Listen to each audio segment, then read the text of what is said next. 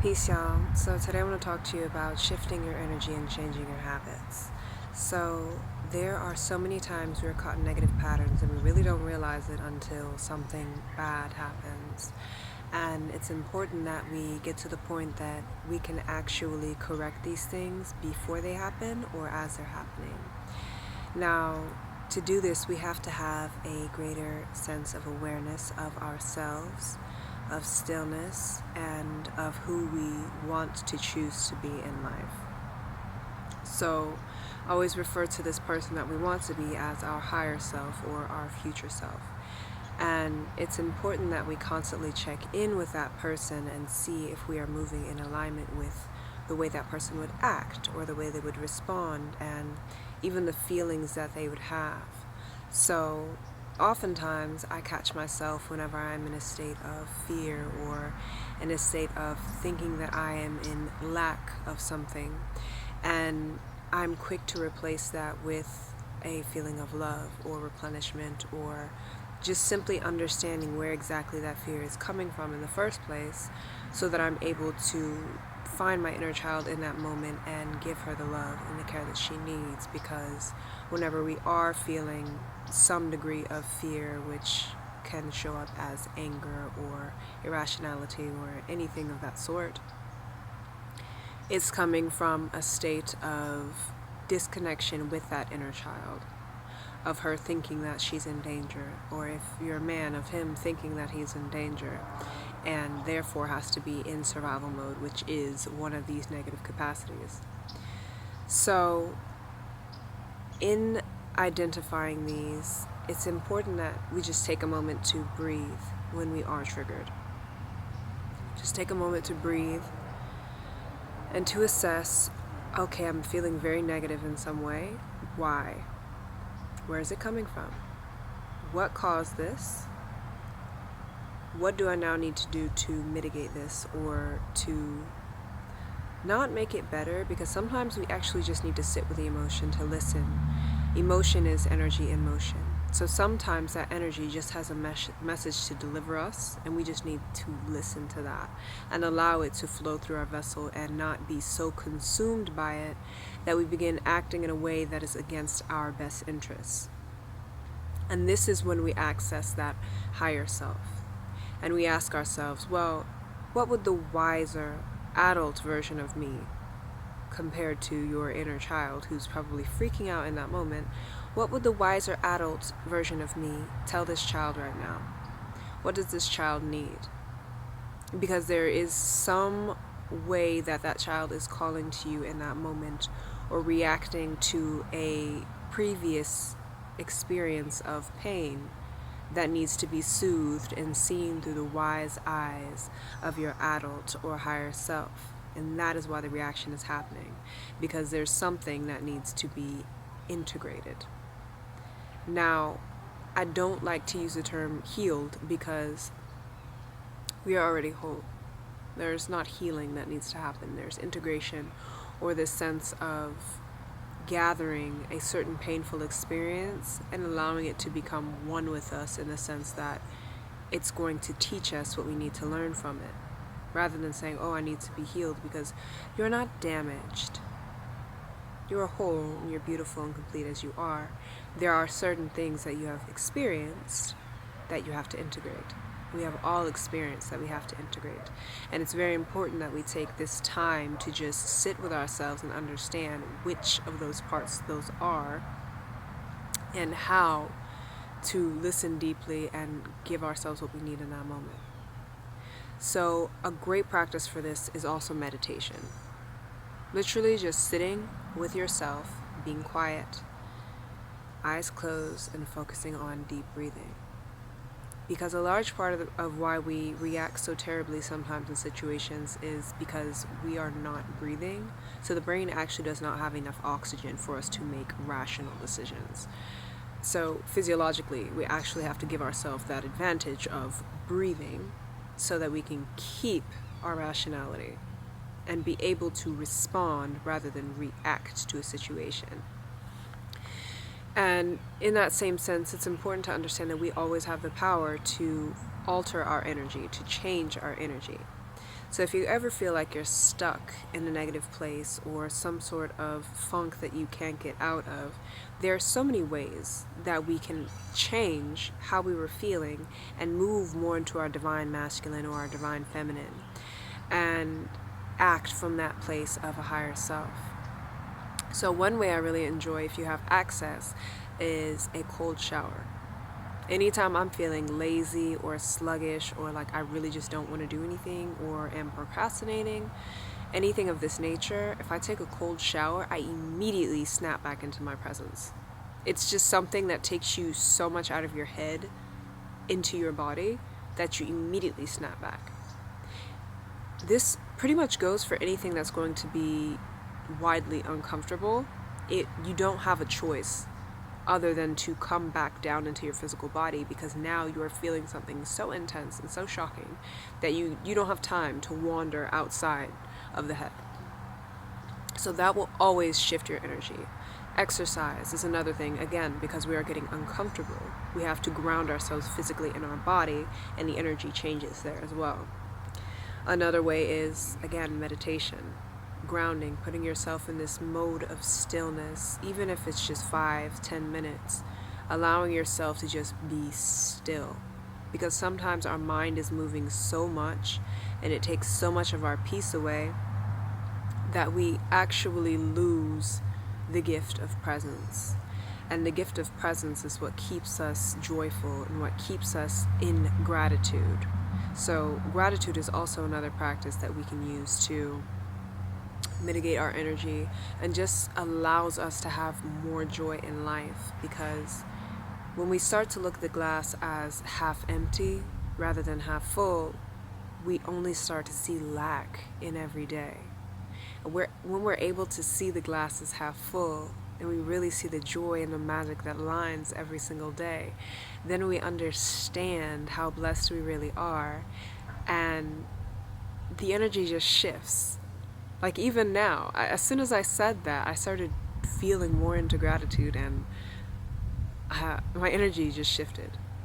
And it's not that I didn't feel bad before, but now I actually just feel a little bit lighter thinking about it. And it's very powerful. Our thoughts and our perception is extremely powerful, and it alters the way we see our reality. So it's just important to remember that your thought shapes your view on the world. Always. There will always be people who are dealt the same hand, and some come out on top and some come out on the bottom. And the reason is the mindset that they had when they played into that hand that they were given. So always use your mind to see how things are serving you rather than going against you, because even in our darkest moments, we are blooming. There's a reason for it. A seed can only grow into a tree, flower, fruit if it's planted in the darkness of the soil of the earth. The conception of a human being happens in the darkness of the womb. Everything beautiful starts in darkness. So even when you are in darkness, you have to remember that it's because there's something really beautiful coming that will blossom and flourish in the light. So always question what you're learning from a situation. And doing that helps you to shift your energy completely into something that serves you, rather than something that makes you feel like you are less than deserving in that moment. I also think part of the human tendency is to analyze and look for what's missing, because that's part of the limbic system. That's part of the brain survival mechanism that is ancient and prehistoric and dates back to when we were moving in tribes and we had to think about different predators to fight and surviving them as well. So it's important to remember that our brain is wired that way, and that we also have the power to, with our conscious mind, decide whether or not to lean into that negative line of thinking or to lean into the positive line of thinking, because there are always lessons here presented to us every single day by life, how it moves, how it passes, if we are listening and if we are open-minded enough to receive them. And the state of your mind also attracts other energies. That if you walk around brooding and negative all day, there are negative things that are going to be drawn to you. Now, you don't have to be spiritual to observe this. There are people that you know in your life who are extremely negative. And what do they always say? Oh, this happened and that happened. And they have an account of all of the bad things that have happened. And then you have other people who walk around with smiles on their faces all the time, no matter the weather. And they tell you, oh, well, this happened to me and that happened to me. Your perspective is a power over your life. And your words have power that I feel like many of us, even if we do know the power of our words, still don't understand the depth of how far it extends to every single cell in our body. So we also have the power to command and to speak life. So that same power can be used in a negative way if we abuse it and if we do it unconsciously. So it's always important to remember to speak power over yourself as well, to speak love, to speak life, to speak light, and let yourself know that you can accomplish anything that you put your mind to. And it's beyond what anyone has ever told you. Because the way we live our lives are in accordance to the stories that we are telling ourselves. And some of our stories are stories that were told by our parents or our grandparents or our brothers or our sisters, and we are living in a program that was created by someone else. So you have to remember, you always have the power to shift your own narrative, and everything is possible so long as you're able to overcome your own negative beliefs. Those limiting beliefs will block you from your blessings if you cannot see any way for yourself to succeed, become better, to grow, and go further. You have to open your mind. Because if you think that there's no way out of a certain box, you'll never look in the places that the escapes probably would be. It's a thing in psychology called learned helplessness, where you're taught you'll never make it. You'll never be out. And when you believe that and you don't see any way out, your mind is made. Consider your mind to be basically your productive God, in a sense, to where if you want to see something, you're going to create these prayers, you're going to create these habits, this way of being that will cause them to come to your physical life. And if your belief is that you will always lack, and your belief is that you will always be little, small, never strong, never tall, that is exactly what you will see. There is nothing that you see before you, aside from the natural world, of course. Nothing, this screen, the camera I'm using to record, the clothes that we wear, nothing that has not first passed through the human mind. So these were all thoughts before. Now, if the person who, this camera for instance, who invented the very first camera said, oh, it's never been done before, so I probably can't do it. That sounds crazy. That sounds outrageous. To capture an image of someone on a piece of paper, to make it so someone can speak to you through a screen and not be there with you, oh, that's blasphemy. That is witchcraft, which I'm sure they told whoever it was exactly those things.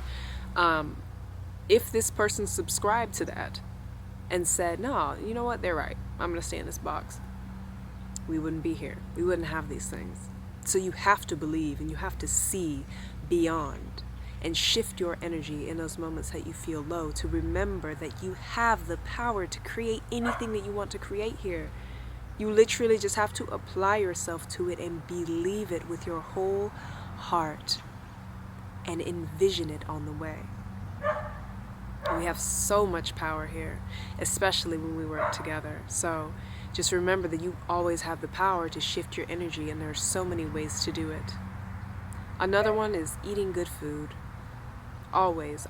Anytime you nurture your body and you feed your body, your cells, the things that we're supposed to be having, minerals, hydration, fresh fruits, vegetables, these things are always going to make you feel better because your body is actually moving in a way that it has more light energy in it when you eat in this capacity.